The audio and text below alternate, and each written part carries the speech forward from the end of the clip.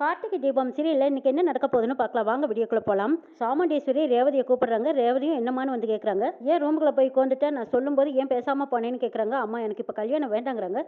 கல்யாணம் வேண்டாமா? ஏன் வேண்டாம்? கல்யாணம் பண்ணிக்கிட்டா பயமா இருக்கா, இல்லை எங்களையெல்லாம் விட்டு போகணும்னு நீ பயப்படுறியா?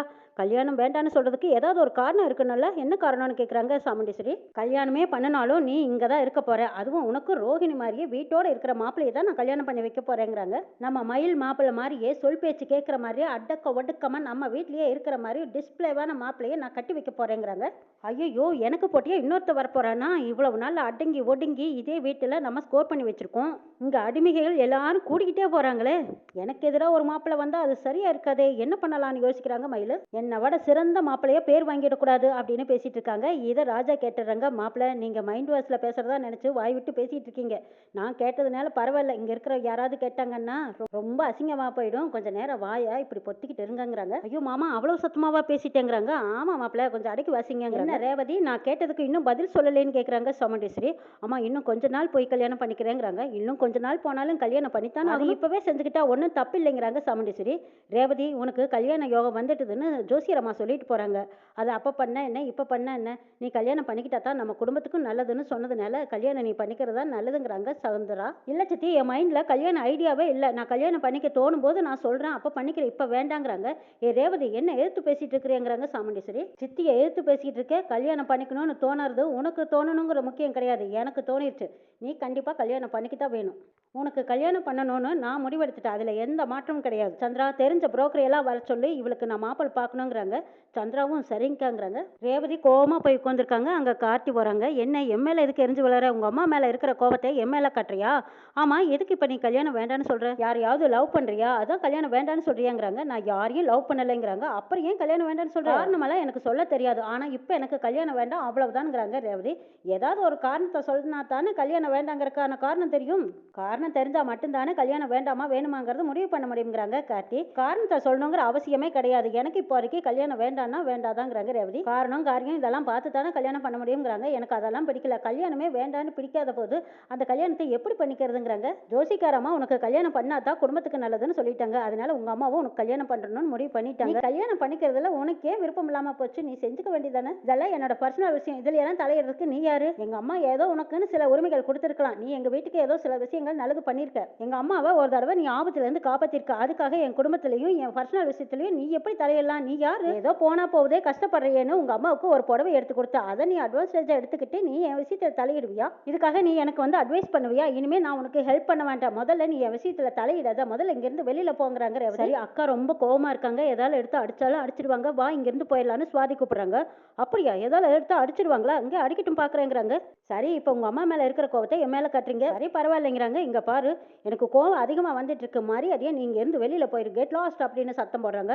அக்கா கோவம் அதிகமாயிட்டே இருக்குது. வாங்க, இங்க நிக்க வேண்டாம், போயிடலாம் வாங்கன்னு சுவாதி சொல்லிட்டு போயிடுறாங்க. பாட்டியும் இங்கிலீஷ்ல ரேவதிக்கு பதிலடி கொடுத்துட்டு போறாங்க. சாமுண்டீஸ்வரி சாப்பிடலான்னு வராங்க. அங்க ரேவதி கிட்ட கேக்குறாங்க, எங்க பசங்க எல்லாத்தையும் யாரையுமே காணுமே, நான் மட்டும் தான் வந்திருக்கேன், எங்க ஒருத்தர் சாப்பிடலையேன்னு கேக்குறாங்க. எல்லாரும் ரேவதி அம்மா கிட்ட பேசிக்கிட்டு இருக்காங்கம்மா அப்படிங்கிறாங்க. அப்படியா? அங்க என்ன பேசிட்டு இருக்காங்க அப்படின்னு சொல்லிட்டு சாமுண்டீஸ்வரி வெளியில வந்து பாக்குறாங்க.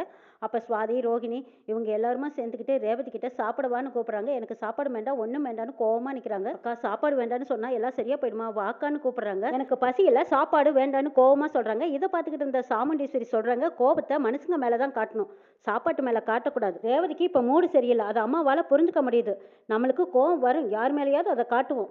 அந்த கோவம் அனாவசியமாகவும் இருக்கும், அது நியாயமானதாகவும் இருக்கும். அதுக்காக யார் மேலே கோவப்பட்டாலும் சாப்பாட்டு மேலே கோவப்படக்கூடாது. சாப்பாடும் ஒரு சாமி தான். நம்மளை வாழ வைக்கிறது ஒரு சாமினா அன்னமும் நம்மளை உயிரோடு வாழ வைக்கிறதும் ஒரு சாமி தான். எல்லாரும் வாங்க, என் கையால் நானே ஊட்டி விடுறேன்னு சொல்லி சாப்பாட்டு போட்டுட்டு வந்து சாமுண்டீஸ்வரி 4 பொண்ணுங்களுக்கும் ஊட்டி விடுறாங்க. நான் ஒரு கோவக்காரி கொடுமைக்காரின்னு ஊர் மக்கள் வேணா நினைக்கலாம், ஆனால் எனக்குன்னு இன்னொரு பக்கம் இருக்கு. எல்லார் மேலேயும் எனக்கு பாசம் இருக்கு. அந்த பாசம் என்னங்கிறது உங்களுக்கும் தெரியும். உங்களை கண்டிக்கிறது கூட உங்க நல்லதுக்கு தானே தவிர வேற எதுக்கும் கிடையாது. இந்த சாப்பாடு என்னோட சின்ன வயசுல நான் பட்ட கஷ்டத்தை நீங்க யாரும் அனுபவிக்க கூடாது. நான் சின்ன வயசுல சாப்பாடு இல்லாம யால துடிச்சிருக்கேன், அழுதுருக்கேன். அதெல்லாம் ஒரு கொடுமையான காலகட்டம். நல்ல வேலை அதெல்லாம் என்னோட போச்சு. சாப்பிடு ரேவதி, நான் சொல்றதெல்லாம் உனக்கு பிடிக்குதோ பிடிக்கலையோ அதெல்லாம் வேற விஷயம். இந்த சாப்பிடுன்னு ஊட்டி விடுறாங்க. சின்ன வயசுல நீங்க எல்லாருமே நண்டு சிண்டுவா இருப்பீங்க.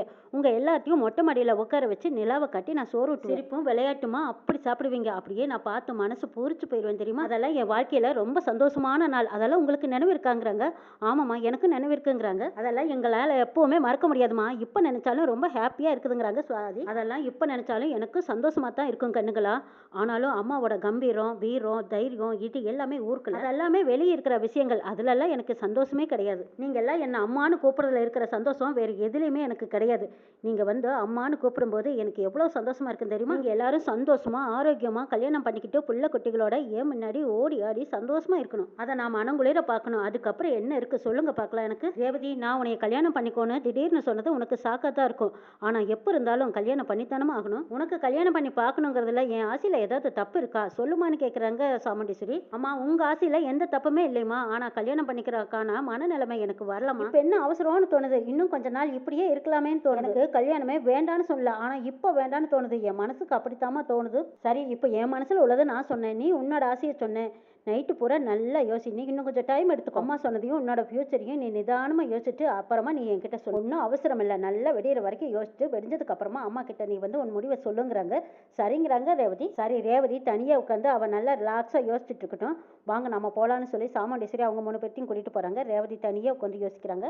கொஞ்ச நேரம் உட்கார்ந்துட்டு சரி கார்த்திகிட்ட பேசலான்னு சொல்லி கார்த்தியோட ரூமுக்கு போய் கதவை தட்டுறாங்க. கார்த்தி கதவை திறக்கிறாங்க. என்ன இந்த நேரத்தில் வந்திருக்கீங்கன்னு கேட்குறாங்க. உங்ககிட்ட கொஞ்சம் தனியாக பேசணுங்கிறாங்க. அப்படியா, சரி உள்ள வாங்கன்னு கூப்பிடுறாங்க. ஏன் என்ன பேசணும்னு கேட்குறாங்க. கார்த்தி, உங்ககிட்ட ஒரு உதவி கேட்கணுங்கிறாங்க. என்ன எது பேசுறதுனால என்னோட பர்சனல்னு சொல்லுவேன். இப்போ என்னமா என்கிட்ட வந்து உதவி கேட்டுட்டு நிற்கிற? அது அப்போ சொன்னேன், இப்போ உங்ககிட்ட உதவி தான் கேட்டு வந்திருக்கேங்கிறாங்க. ஆமாம், நீ தானே எடுத்தெறிஞ்சு பேசுனேன், அப்புறம் இப்போ வந்து உதவி என்ன அர்த்தங்கிறாங்க கார்த்தி. அதெல்லாம் முடியாது, நீ இப்போ கிளம்புமாங்கிறாங்க. எது கிளம்புவா? என்ன நீ இப்படி பேசுறீன்னு கேட்குறாங்க ரேவதி. வேற எப்படிமா பேசுறது? பர்சனல்னு சொல்லிட்டியே, யாரோட பர்சனல்லே நான் தலையிட மாட்டேன். அது எனக்கு பிடிக்கவும் பிடிக்காது. வேலை என்னமோ அதை மட்டும் நான் பார்த்துக்கிட்டு போறேன். அடுத்தவங்க வேலையெல்லாம் கவனிக்கிறோங்கிறது எனக்கு அவசியம் கிடையாது. வேலை பார்த்தா சம்பளம், எனக்கு சம்பளம் வந்தா போதும். யார் எக்கட கிட்ட எனக்கு என்ன அப்படிங்கிறாங்க கார்த்தி. அட இவ்வளவுதானா? இவ்வளவுதானா என்ன அர்த்தம்னு கேட்குறாங்க கார்த்தி. ஆமா, நீ ரொம்ப பெருந்தன்மையான ஆளு. யாருக்காவது கஷ்டம்னா உடனே ஓடி போய் நீ உதவுவேன்னு நான் நினைச்சேன். நீ என்னடானா இப்படி சிம்பிளா யாரோட பர்சனலே தலையிட மாட்டேன்னு ஒதுங்கி போறீங்க. நீ எல்லாம் அப்படி இல்லையே நினைக்கும் போது கஷ்டமா இருக்குங்கிறாங்க. நான்லாம் அப்படிப்பட்ட ஆள்தாம்மா. நீ தான் இது என்னோட பர்சனல் விஷயம், இதுல எல்லாம் தலையிட வேண்டாம்னு சொன்னதுக்கு அப்புறமா நான் எதுக்கு ஒருத்தனோட பர்சனல் விஷயத்துல தலையிடலாம்? வழிய போய் உதவி செய்யற ஆள் தான். ஆனா என்னோட சுயமரியாதையில ஒரு துளி கீறல் வரக்கூடாது. அப்படி வந்துச்சு நான் பொறுத்துக்க மாட்டேங்கிறாங்க. அப்படி நீ தப்பா நினைச்சிருந்தா ரொம்ப ரொம்ப மன்னிச்சுக்கோ. நான் டென்ஷன்ல உன்னை அப்படி பேசிட்டேனே தவிர என் மனசுல இருந்தாலும் அப்படி ஒரு வார்த்தை உன்னை பத்தி நினைக்கவும் இல்லை. அப்படி நான் பேசவும் மாட்டேன். நீ எங்க வீட்டுக்கு வந்ததுக்கு அப்புறம் தான் ஏதோ சில விஷயங்கள் எல்லாம் நல்லது நடக்குதுன்னு என் மனசுக்கு தோணிக்கிட்டே இருக்கு. நான் சொன்ன வார்த்தைகளை எல்லாம் நீ பெருசுபடுத்திக்காத. சரி, என்னை பார்க்க என்ன விஷயமா வந்தா அதை சொல்லுன்னு கேட்குறாங்க கார்த்தி. என்னோட கல்யாண விஷயமா அம்மா மறுபடியும் என்னை பார்த்து பேச வந்தாங்க. யோசிச்சு சொல்றேன்னு சொன்னேங்கிறாங்க. சரி, அப்ப யோசிச்சு சொல்ல வேண்டியதானுங்கிறாங்க. இல்ல அதுல ஒரு ப்ராப்ளம் இருக்குங்கிறாங்க ரேவதி. சரி சொல்லுங்க, என்னால முடிஞ்ச உதவி செய்யறேங்கிறாங்க கார்த்தி. சரி, எனக்கு செய்வீங்கிற நம்பிக்கையில் தான் நானும் உன்னை தேடி வந்துட்டேன். நான் ஒருத்தரை லவ் பண்ணுறேங்கிறாங்க. அடே பாருடா, இந்த வீட்டில் இருக்கிற பொண்ணுங்கள்லாம் லவ் எல்லாம் பண்ணுவீங்களாங்கிறாங்க.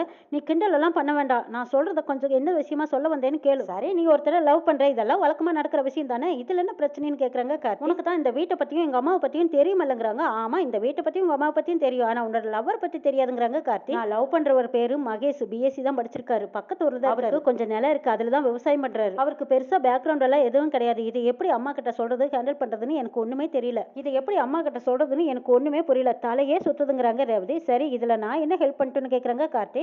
எப்படியாவது நீ எங்க அம்மா கிட்ட பேசி என்னோட காதலை சேர்த்து வைக்கணும். நீ ஒவ்வொரு பிரச்சனையும் சாதுவா சால்வ் பண்ணுறியும் அம்மா கிட்ட நீ பக்குவமா பேசி எப்படியாவது என் காதலை சேர்த்து போய் நீ ஹேண்டில் பண்ணுவேன்னு நான் நம்பி வந்திருக்கேன். நீ ஹெல்ப் பண்ணுன்னு கேக்குறாங்க ரேவதி. சரி, நான் உனக்கு ஹெல்ப் பண்றேன். அதுக்கு முன்னாடி நான் சொல்றதை நீ கேட்கணுங்கிறாங்க. என்னன்னு கேக்குறாங்க ரேவதி. ரகசியமா சொல்லி முடிக்கிறாங்க. இந்த டீல் எனக்கு ரொம்ப பிடிச்சிருக்குங்கிறாங்க ரேவதி. அடுத்த நாள் கார்த்தால சாமுண்டீஸ்வரி கிட்ட போய் அம்மா நீங்க சொன்ன மாதிரி நான் கல்யாணம் பண்ணிக்கிறேன். எவ்வளவு நாளைக்கு கல்யாணம் இல்லாம இருக்க முடியும்? நீங்க சொன்ன மாதிரியே நான் செஞ்சுக்கிறேமாங்கிறாங்க. அம்மா நீங்க சொன்ன மாதிரி நான் கல்யாணம் பண்ணிக்கிறேன். அதுக்கு முன்னாடி ஒரு கண்டிஷன்ங்கிறாங்க. கண்டிஷனா? என்ன கண்டிஷன் கேட்குறாங்க சாமுண்டீஸ்வரி. அடே அப்பா, அம்மா மாதிரியே பொண்ணும் கண்டிஷன் போட்டு காரியத்தை சாதிக்கிறா பாருங்க அப்படின்னு மயிலும் ராஜாவும் பேசிக்கிறாங்க. என் பொண்ணாச்சே, அப்படித்தானே இருப்பாங்கிறாங்க ராஜா. நான் கல்யாணம் பண்ணிக்கணும்னா நம்ம அப்பா அவங்க அப்பா அம்மாவை போய் பார்த்துட்டு வரணும் அப்படின்னு கேட்குறாங்க ரேவதி. இதுக்கு நீங்க சமாளிச்சிங்கன்னா கல்யாணத்துக்கு நான் சந்தோஷமா ஒத்துக்கிறேங்கிறாங்க ரேவதி. சாமுண்டீஸ்வரியோட முடிவும் பதிலும் சரியான கொடூரமா இருக்கும் போல இருக்கு. என்ன நடக்குதுன்னு நாளை எபிசோட்ல பார்க்கலாம்.